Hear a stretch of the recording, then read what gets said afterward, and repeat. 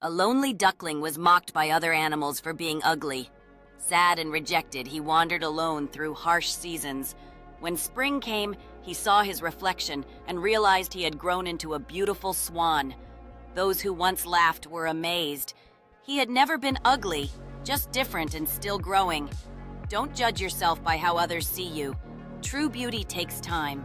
As the swan stunningly spreads its wings under the bright sun, the once mocking animals now gather around in awe, their expressions filled with admiration. In a close-up shot, the swan's serene face reflects confidence and grace, while the vibrant blooming flowers of spring in the background symbolize new beginnings. A group of animals, including rabbits and birds, approaches the swan with apologies on their faces, showing a newfound respect and admiration for the beauty they once overlooked. The swan happily interacts with the other animals, now surrounded by friends as they play and enjoy the warm sunlight, illustrating the joy of acceptance and friendship.